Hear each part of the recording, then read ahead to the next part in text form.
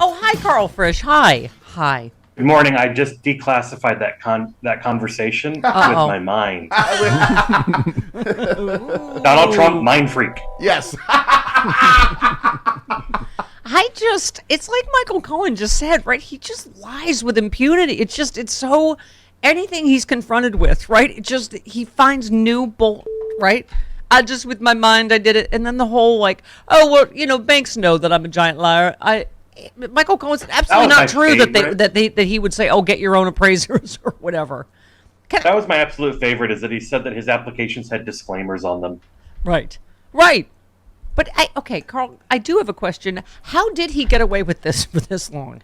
And why did banks take his word for it? It really, because that's what he's trying to say, like, oh, you're protecting these big banks. They don't need any protection. But it's just, he's like every deadbeat ever. I don't have to pay it because, they're, XYZ, right?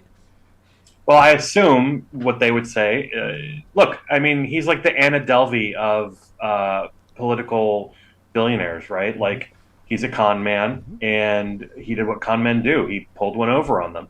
And it's easier for them to do it than other people, especially if those bills are getting paid to the banks. And, in some extent, that's what was happening, is he'd go to them for money. He'd lie about how much he had and what he was worth.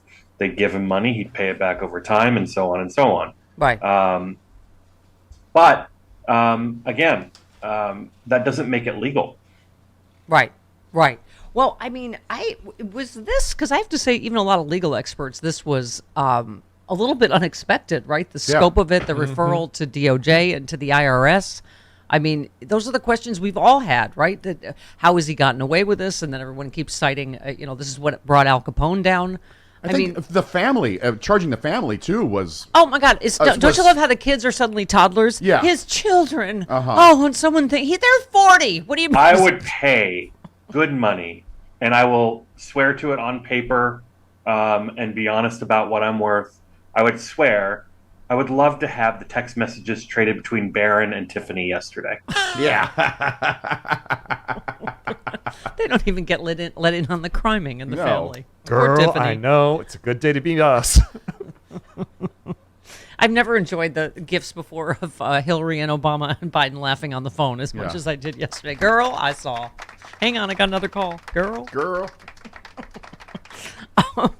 This is, I have to say, 200 instances of fraud over 10 years. What was it, the last hour of the show? Travis is just like, hang on, there's more. Hang on. Oh, no, she's still going. Talking. Oh, she's still talking. She's talking about Mar-a-Lago now. Yeah. Trump International in D.C.? Yeah. But it's hard to say. Lied about it all. Yeah. Everything. Yeah. Right. I mean, when January 6th is in the news, you're like, oh, he's definitely going down for this, right? And then the espionage stuff, you're like, oh, I mean, and what was the news there yesterday? Hold, please. I can't. 11th Circuit. Hold, please. I feel like Violet Newstead, hold, please. There's new... Violet Newstead, please hold. Violet Newstead, please hold. There's new crime news. Yeah, Violet late Newstead, stack please had hold. a late stack Hold, yesterday. More than one peanut butter and banana sandwich in the world. The late stack gave birth to another late stack, Karl. And yes, the Federal Appeals Court granted a request from the DOJ to allow its investigators to regain access to the roughly 100 documents bearing classified markings. I don't live that far from Circuit. Glenn Kushner, and I heard him go, Yahoo! From a couple miles away. You did not hear Glenn Kirshner say Yahoo. No, I didn't. Okay, but you did not. I would swear to it with a disclaimer. Okay, sorry. Yes, they had warned that Cannon's temporary ban keeping investigators from using materials for investigative purposes impedes the government's efforts to protect the nation's security. I kept saying that. This is national. I was going to say, if this is not national security, what is? Yeah. What's that? If people listened to the Stephanie Miller show, they would have known that weeks ago. Thank you. Right. Thank you, Karl. Yes. But anyway, I mean, everyone that distracts us, you think, oh, no, that's, and meanwhile, here comes Georgia. Everyone thought Georgia's going to get there first, but damn, man, this is there really is a multi-pronged thing going on. And by the way, it made, what's his name? Alvin Bragg go, oh, no, we're still working. What was that about, do you think?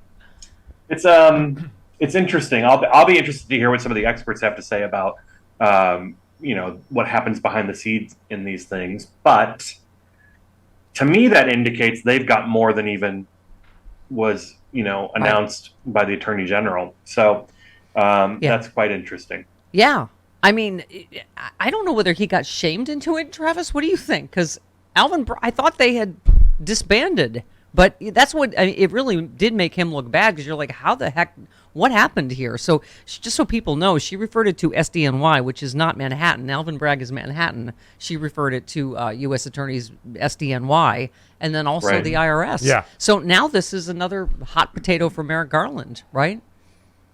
Right, and it's also only a matter of time before Republicans start saying this in hiring new agents at the IRS. But we'll leave that conspiracy for another day. Right. Look, all of these shoes are going to begin dropping at once. You've got the state, the local, the federal, multiple federal at this point, investigations going on. And Trump is going to continue to swirl around and make absolutely insane comments to try and defend himself that only dig the hole deeper. And the reason he does that is because he ultimately believes that the people he has put in power, or the people that he is pushing to put in power in the midterm elections, will save his rear end. Yeah. And that's why the elections in November are so critically important. Yeah. Because all of these people that you read about, Trump endorsed candidate, he's only endorsing them for one reason. He doesn't care about them. He doesn't care about this country. He cares about saving his own rear end. Yeah. No, exactly. Tristan Snell, who prosecuted Trump University, with another couple of points, he said Trump has already obliterated any defense he could bring against the New York AG case by pleading the fifth. He effectively admitted liability on all 440 questions the AG office asked him when they deposed him last month. He went on to say when he pled the fifth last month before the New York AG, Trump may have effectively sacrificed his entire real estate empire to keep himself out of prison. I mean, we are getting to the point where he's, basically publicly saying to Merrick Garland, nice country you got there. Shame if something would have happened to it. I mean, which would say to me, he knows he's going to be indicted for the espionage. I mean, I can't even, Carl, I was trying yesterday. I know we marinate in this, as we say, every day. I'm trying to still get my head around that the former president is under investigation for, Travis, help me, espionage. Yeah. Tax fraud, bank fraud. Yes, insurance yes. fraud. Election interference in Georgia. And seditious conspiracy in January 6th, correct? It's the Right. I'm still interested Yes. in the Michelin Corporation looking into his use of ketchup on Yes. well done steak. Yes. But yes, he's been a con man in every aspect of his life, and it's coming home to roost in every aspect of his life. Yeah. And what happens when you've got somebody like this cornered, is a lot of flailing, and that's what we saw on Fox News. I mean, doesn't it, like, every story now come, like Aaron Parnas tweeted, I guess we know now why Donald Trump wouldn't release his tax returns. Rob Reiner said Letitia James lands the first big blow. Fani Willis will put him on the ropes. Merrick Garland will deliver the knockout punch. A great day for the rule of law.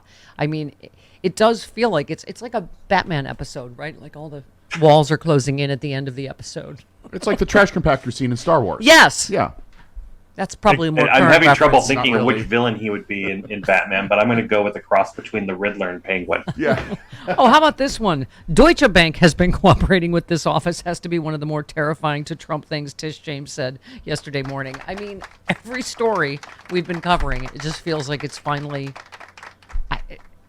Michael Cohen, you could see why his reaction yesterday, because he brought the receipts. He said all this to Congress and brought the receipts, right? Right. And he's just like, what? Nothing's happening? Like, that's why, to a lot of us, we've been so impatient, right? Yeah, well, and right now, we've got to sit through the worst part, which is Trump establishing a counter-narrative for his base to lap up and regurgitate, while the facts get more and more damning. Right. I have to say, as a former campaign strategist, though, do you just feel like Christmas is coming every day between Lindsey Graham's national abortion ban, Ron DeSantis, I don't know, not only using taxpayer money for this political stunt, but it blowing up in his face spectacularly, both legally and politically, right? Well, when cruelty is the point, you're not going to make good decisions. Right. And unfortunately, these are real people's lives that are at stake here. That Republicans are playing around with. And they deserve every bit that's coming to them. In your state, you tweeted, "We will not stand silent as Youngkin tramples the rights of LGBTQ students and their families. He's putting the lives of young Virginians in jeopardy to score political points, and he should be ashamed." A lot of them should be ashamed, but they aren't, right? I mean, Right. this one targets trans youth, as you and I were talking about, but it's just this is their play every time. They target, I mean, look at what Ron DeSantis is doing. It's targeting, migrants. I just Well, when your entire base is motivated by owning the libs and who can be meaner, this is what you get. And it's not going to change until it stops working for them. And that means they have to lose elections because of it. They're in a position where they have to hurt now or hurt later. Hurt later means continue doing what you're doing, and eventually it's going to catch up with you. And that's why they're continuing to put up all these, roadblocks for voting and everything else to delay the hurt later. Hurt now means changing your ways, being rational Republicans, quote unquote, Yeah. but not being able to motivate your base. And they're choosing the hurt later and trying to push that off as long as possible. Yeah. Well, speaking of later, there is no later. What's in 2 weeks, Carl? They have scheduled the Democratic primary in my race for House of Delegates, the state legislature here, Wow. for October 8th. Wow. So we are frantically knocking on every door we can, making every phone call. If anybody out there wants to make phone calls for the campaign, they can just go to karlfrisch.com and click on the Get Involved button to volunteer. You can also support us at Mooks for Carl with a contribution. Every penny is going to count. We've got 16 days until the Democratic primary. Oh. I've already been involved with you since the day I met you, Karl Frisch. That's right.